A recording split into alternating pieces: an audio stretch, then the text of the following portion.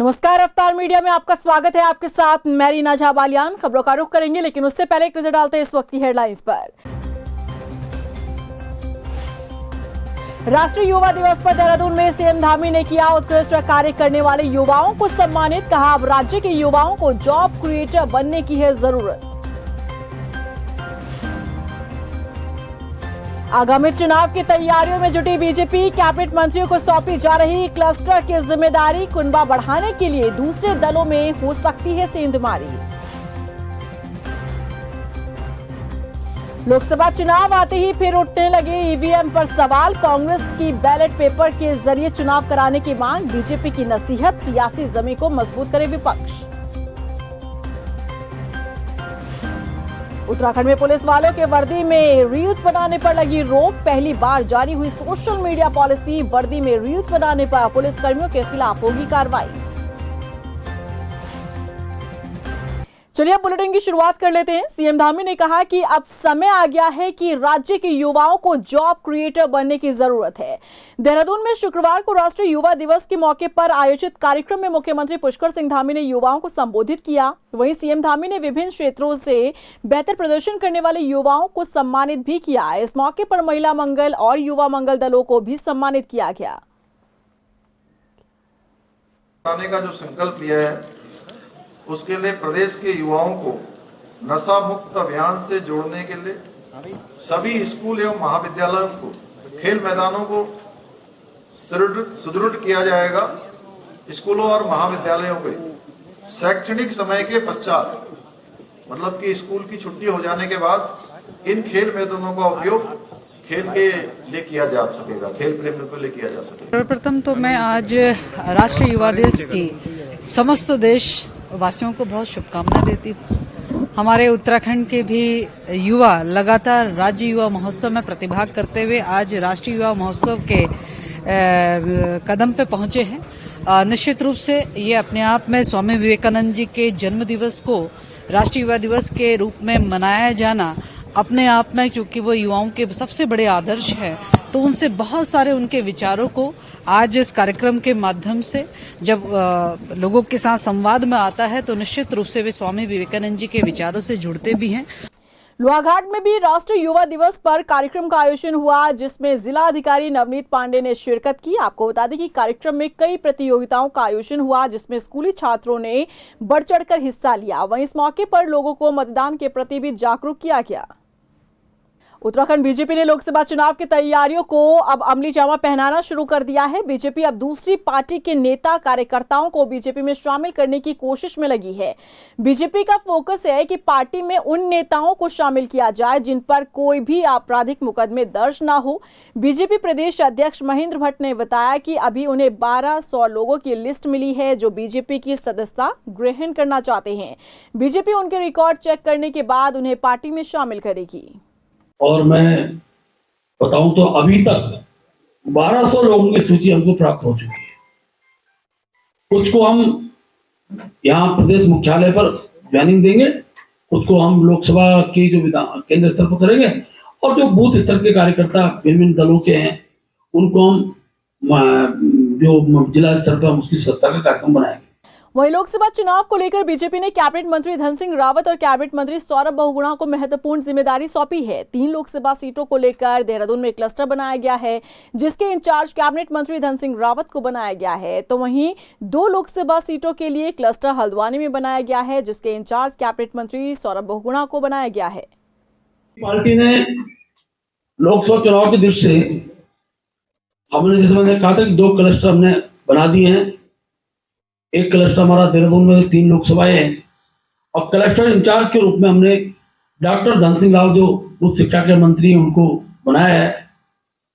दूसरा क्लस्टर हमारा 2 लोकसभा का हल्द्वानी रहेगा, उसमें सौरभ बहुगुणा जो केंद्रीय हमारे कैबिनेट मंत्री हैं उनको हमने इंचार्ज बनाया है। अभी सह प्रमुख के नाते हम घोषणा 1-2 दिन के अंदर करेंगे।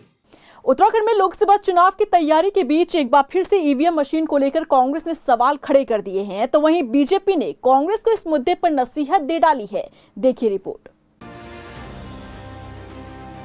उत्तराखंड में लोकसभा चुनाव को लेकर जहां राजनीतिक दलों ने तैयारियां तेज कर दी हैं, तो वहीं कांग्रेस के प्रदेश अध्यक्ष करण माहरा ने ईवीएम मशीन को लेकर सवाल खड़े कर दिए हैं। साथ ही उन्होंने निर्वाचन आयोग से मांग की है कि चुनाव अब बैलेट पेपर के जरिए कराया जाए। करण माहरा का तर्क है कि हाल ही में जिन राज्यों में विधानसभा चुनाव हुए वहां पर पोस्ट बैलेट में दूसरे दल आगे चल रहे थे, लेकिन जैसे ईवीएम मशीन से वोटों की गिनती शुरू हुई, परिणाम एकदम उलट देखने को मिले। वहीं कांग्रेस के इस आरोप पर बीजेपी प्रदेश अध्यक्ष महेंद्र भट्ट ने पलटवार किया है और कहा कि जिन राज्यों में कांग्रेस को जीत मिलती है उन राज्यों में कांग्रेस ईवीएम मशीन पर सवाल नहीं उठाती। पोस्टल बैलेट गिने गए है जो अभी हालिया चुनाव हुए, पोस्टल बैलेट में आपने देखा होगा एक तरफा जीत एक पार्टी की हो रही थी और पोस्टल बैलेट भी कोई ना कोई व्यक्ति ही देता है, कोई मशीन नहीं देती। तो ये रैंडम जैसे आप करते हो, आप 200 लोगों से इंटरव्यू लेते हो, उसमें अंदाज लगा लेते हो भाई किस तरीके की ओर को परिणाम जा रहा है। पोस्टल बैलेट भी इसी समाज में रहने वाले लोगों ने दिया, उसमें एक बड़े अंतर से एक पार्टी जीत रही थी। अचानक ईवीएम खुलनी शुरू की और मामला चेंज हो गया।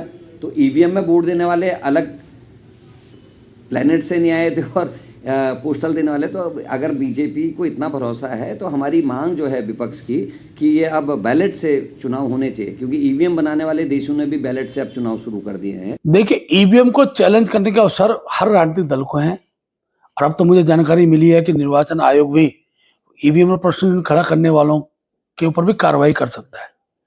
हर दल स्वतंत्र है अपनी बात रखने का और आयोग के द्वारा चुनाव कराए जाते हैं। आयोग को प्रश्न खड़ा कर कांग्रेस जो है अपनी हार की हताशा को प्रदर्शित करती है। जहां वो जीतते हैं वहां ईवीएम सही, जहां वो हारते हैं वहां ईवीएम खराब। और ईवीएम अगर सही खराब थी तो पिछली बार राजस्थान के अंदर क्या हुआ, इसके अलावा दूसरे राज्यों झारखंड के अंदर क्या हुआ, छत्तीसगढ़ के अंदर क्या हुआ, और आज अगर हार हो रही है तो ईवीएम खराब। तो अब जनता इस जुमले को समझ चुकी है, कांग्रेस अपनी हार बर्दाश्त करने की क्षमता रखे। ईवीएम मशीन पर उठ रहे सवालों को लेकर जब मुख्य निर्वाचन अधिकारी वी षणमुगम से हमारी टीम ने सवाल किया तो मुख्य निर्वाचन अधिकारी ने कहा कि जो गाइडलाइन ईवीएम मशीन को लेकर जारी की गई है उसी के तहत मतदान कराया जाता है। हम लोग ईवीएम के बारे में जितना कमीशन की गाइडलाइन है उसके अनुरूप हम लोग पालन करते हैं और ईवीएम अवेयरनेस में हम लोग को जानकारी देते हैं वो वोटिंग किस प्रकार का किया जाता है और वीवीपैट में जो पर्ची डिस्प्ले होता है उसके किस प्रकार का वो करते हैं, वो उसको हम हैंड्स ऑन करके लोग का एक अवेयरनेस क्रिएट करते हैं। विपक्षी दल भले ही ईवीएम मशीन पर वोटिंग को लेकर समय समय पर सवाल उठाते रहे हों, लेकिन इतना तो तय है कि वोटिंग ईवीएम मशीन के जरिए ही फिलहाल देश में जारी रहेगी। ऐसे में जरूरत है विपक्ष ईवीएम मशीन पर फोकस करने के बजाय अपने सियासी जमीन को मजबूत करने पर करे। रफ्तार मीडिया के लिए देहरादून से मनीष डंगवाल की रिपोर्ट। बीजेपी प्रदेश अध्यक्ष महेंद्र भट्ट ने बताया कि भारतीय जनता पार्टी पूरे देश में एक बड़ा अभियान चला रही है जिसमें नमो ऐप पर विकसित भारत एम्बेसडर बनाए जा रहे हैं। उन्होंने बताया कि पूरे प्रदेश में बीजेपी का हर कार्यकर्ता 10 एम्बेसडर बनाने का काम कर रहा है और अब तक 2,43,180 विकसित भारत ब्रांड एम्बेसडर बनाए जा चुके हैं। भट्ट ने कहा कि भारत को विकसित राष्ट्र बनाने के लिए ये ब्रांड एम्बेसडर अपने सुझाव दे रहे हैं। हमने 7-8 जनवरी को प्रत्येक कार्यकर्ता को 10 विकसित भारत एम्बेसडर नामित करने का हमने कहा गया था। अभी तक उत्तराखंड के अंदर 2,43,107 दिसंबर जनवरी तक का डाटा है।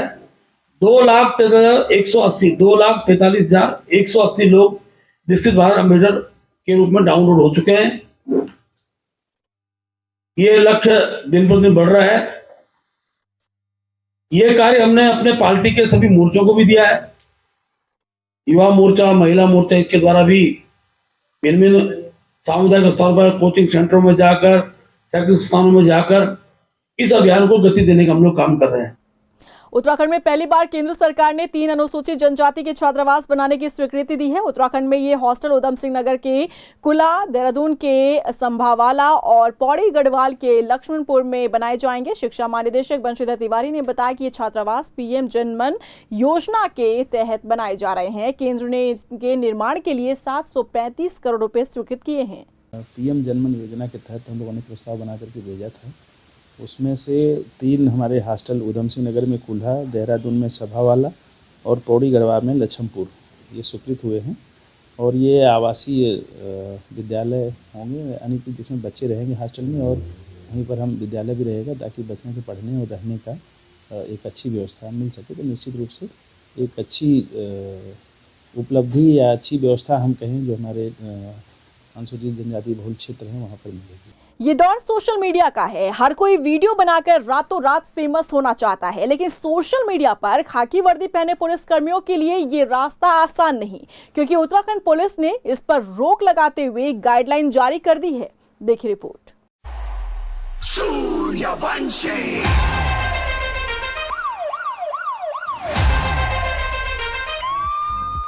खाकी वर्दी में रील बनाने वालों की खैर नहीं, रील्स बनाने पर नपेंगे पुलिसकर्मी। उत्तराखंड पुलिस ने रील्स बनाने पर लगाई रोक। पुलिसकर्मी अब नहीं बना पाएंगे रील्स।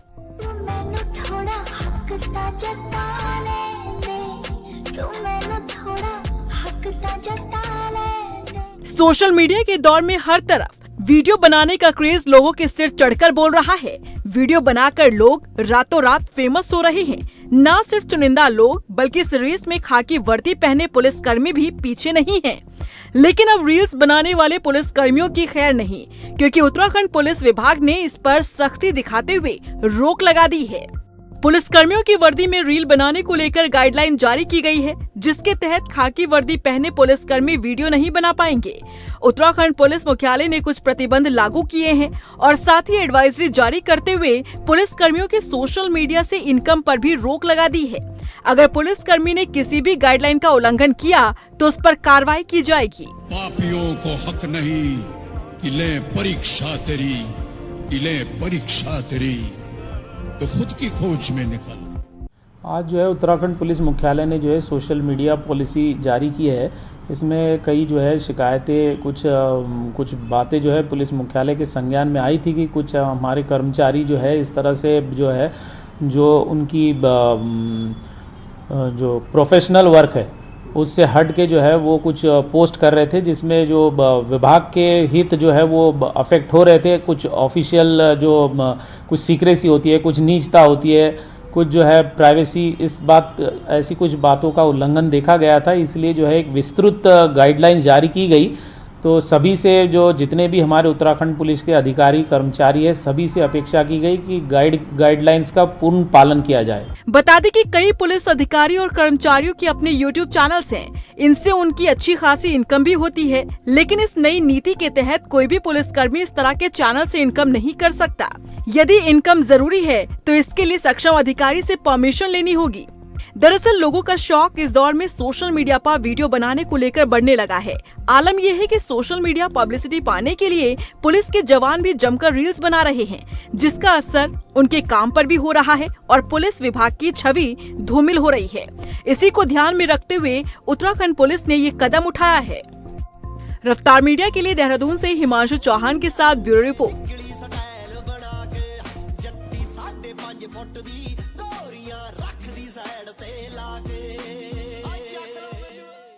देहरादून में यातायात व्यवस्था में सुधार के लिए परिवहन विभाग ने घंटाघर और परेड मैदान के आसपास 2 किलोमीटर क्षेत्र में बिना जीपीएस वाले सार्वजनिक यात्री वाहनों का संचालन प्रतिबंधित कर दिया है। संभागीय परिवहन प्राधिकरण ये निर्णय उन्होंने लिया है कि इस क्षेत्र में अब सिर्फ वही यात्री वाहन संचालित होंगे जिनमें जीपीएस लगा होगा। साथ ही विक्रम टेम्पो की परमिट शर्तों में सख्ती करते हुए उनकी बॉडी और पट्टी का रंग तय कर दिया गया है। अब तय केंद्रों से निर्धारित रंग के विक्रम टेम्पो ही संचालित हो सकेंगे। नियमों का पालन न करने पर कड़ी कार्रवाई होगी। ट्रैफिक फ्री जोन डिक्लेयर किया गया है, जिसके अंतर्गत कोई भी वाहन पब्लिक सर्विस व्हीकल आएगा वो जीपीएस से युक्त होना चाहिए, ताकि उसकी मॉनिटरिंग DICCC के अंतर्गत की जा सके और ये सुनिश्चित किया जा सके कि वो अपने परमिट की शर्तों के अनुसार चले, ट्रैफिक के नियमों के अनुसार चले और कहीं क्लस्टर बनाकर खड़े ना हो, जिससे कि ट्रैफिक की जाम या कंजेशन की स्थिति उत्पन्न। रुड़की में ऊर्जा निगम बकाया बिल वसूली के लिए लगातार अभियान चला रहा है। दिसंबर में 100 करोड़ से अधिक का बकाया ऊर्जा निगम ने वसूला, लेकिन इसमें 150 उपभोक्ताओं ने करीब 2.5 करोड़ के बाउंस चेक थमा दिए हैं, जिसके बाद अब ऊर्जा निगम ने उपभोक्ताओं को नोटिस भेजकर कनेक्शन काटने का निर्देश दिया है। अधीक्षण अभियंता अमित कुमार का कहना है कि जब उपभोक्ताओं के कनेक्शन काटने जाते हैं हैं तो वो अपने बचाव में उस समय चेक थमा देते हैं, लेकिन अब वो बाउंस हो गए हैं। फिलहाल जिन उपभोक्ताओं के चेक बाउंस हुए हैं उनसे 6 महीने तक चेक के माध्यम से कोई पेमेंट नहीं ली जाएगी। हुए उनके कनेक्शन काट दिए गए हैं और जब पेमेंट होगा उनका और 6 महीने के लिए फैसिलिटी ख़त्म कर दी गई है।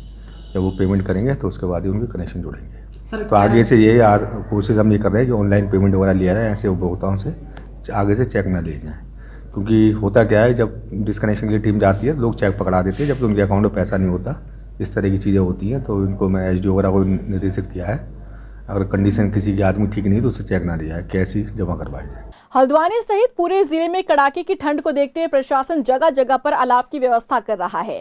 जिलाधिकारी वंदना सिंह ने बताया कि जिले में 100 से ज्यादा जगहों पर अलाव की व्यवस्था की गई है। नगर निगम और नगर पालिका क्षेत्र में टीम भी लगाई गई है जो लगातार ये देख रही है कि किन जगहों पर अलाव की जरूरत है और रैन बसेरों को भी पूरी तरह ठीक किया जा रहा है। जरूरतमंद लोगों के लिए कंबल की व्यवस्था भी की गई है। नगर क्षेत्र में सभी जगह जो हमारी यूएलबीज हैं उनको हमने ईओज को भी और जो प्रभारी अधिकारी हैं उनको भी निर्देशित किया है कि अलाव की पर्याप्त व्यवस्था रखें। लगभग 100 से ज़्यादा स्थानों पर पूरे जनपद में अलाव की व्यवस्था यूएलबीज के माध्यम से करी गई है। इसके अलावा जो बेसहारा लोग हैं जो फुटपाथ पर या सड़कों पर रहते हैं उनके लिए रैन बसेरों में भी व्यवस्था कराए जाने के निर्देश दिए हैं। रैन बसेरे भी सभी नगर निकायों के द्वारा संचालित भी कर दिए गए हैं। उत्तरकाशी के डुंडा विकास खंड के धनौतरी में जल संस्थान और जल निगम की बड़ी लापरवाही सामने आई है। यहां पर टैंक के भीतर मरे हुए सांप पाए गए हैं।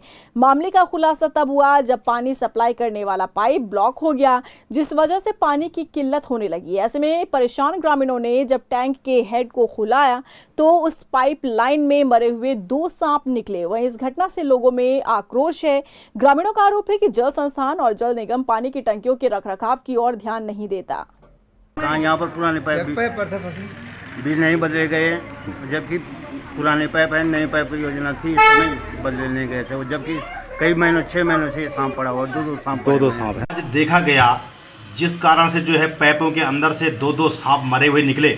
लोगों ने एक महीने तक इस जहरीले सांपों का जो है पानी का रस लेके पिया है। वो तो अच्छा हुआ, भगवान का शुक्र है कि कोई बड़ी घटना नहीं हुई, किसी को जहर नहीं चढ़ा। उधर लोहाघाट में ग्रामीण degree college Pancheshwar link road को हॉट मिक्स से बनाए जाने की मांग कर रहा है। अपनी इस मांग को लेकर उन्होंने पीडब्ल्यूडी को ज्ञापन भी सौंपा। ग्रामीणों ने बताया कि ये 3 किलोमीटर लंबी सड़क देवीधार मंदिर की श्रृंखलाओं को जोड़ती है और सड़क पर दिन रात आवाजाही होने के बाद यहाँ पर बदहाली है। इस रोड के बारे में कोई संज्ञान नहीं लिया गया है। कई बार हमने इस पर प्रस्ताव भी दिया, ग्रामवासियों के साथ में भी हम लोग यहाँ पे कई बार विभाग के पास आए हैं, लेकिन खाली आश्वासन के सिवा यहाँ पे कुछ नहीं मिल रहा है। और इसमें कई हादसे हो चुके हैं, कई महिलाएं स्कूटी से गिर चुकी हैं, लेकिन पीडब्ल्यूडी विभाग इसमें कुछ भी कार्रवाई करने को तैयार नहीं है। चंपावत के लोहाघाट में स्थानीय लोग और व्यापारियों ने नगर पालिका के खिलाफ नाराजगी जाहिर की। लोगों का आरोप है कि बिना सूचना दिए नगर पालिका ने यूजर चार्ज को बढ़ा दिया है। व्यापारियों का कहना है कि नगर पालिका मनमाने तरीके से यूजर चार्ज वसूल रहा है। वहीं नगर पालिका की ईओ प्रियंका रेकवाल ने बताया कि शासन के आदेशों के तहत 2 जनवरी से यूजर चार्ज में बढ़ोतरी की गई है। जो हमारा नगर पालिकाओं को जो हर नगर पालिका को किसी भी शुल्क को लगाने के लिए एक बायलॉज बनाया जाता है, तो उस ओपीडी के अकॉर्डिंग हम ये जो नगर क्षेत्र में है यूज़र चार्ज कलेक्शन का कार्य कर रहे हैं। और जो प्रदेश के अन्य निकाय हैं वहाँ वर्ष 2016 से लगभग सभी निकायों ने लेना शुरू कर दिया था। हमारे वहाँ कुछ कारणवश हमारे वहाँ नहीं ले पाए थे, लेकिन अभी हमने इसको जो हमारा प्रेस रुड़की प्रेस से हमारा 56 गजट आया था, तो हमने उसके अकॉर्डिंग जो अप्लाई उसकी दरें थी वो अप्लाई कर। और इसी के साथ फिलहाल इस बुलेटिन में बस इतना ही, लेकिन चलते चलते एक नजर डालते हैं इस वक्त की हेडलाइंस पर। राष्ट्रीय युवा दिवस पर देहरादून में सीएम धामी ने किया उत्कृष्ट कार्य करने वाले युवाओं को सम्मानित। कहा अब राज्य के युवाओं को जॉब क्रिएटर बनने की है जरूरत। आगामी चुनाव की तैयारियों में जुटी बीजेपी, कैबिनेट मंत्रियों को सौंपी जा रही क्लस्टर की जिम्मेदारी। कुनबा बढ़ाने के लिए दूसरे दलों में हो सकती है सेंधमारी।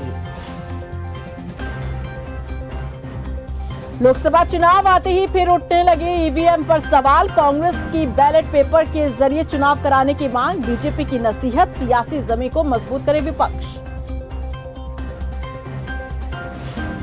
उत्तराखंड में पुलिस वालों के वर्दी में रील्स बनाने पर लगी रोक। पहली बार जारी हुई सोशल मीडिया पॉलिसी, वर्दी में रील्स बनाने पर पुलिस कर्मियों के खिलाफ होगी कार्रवाई।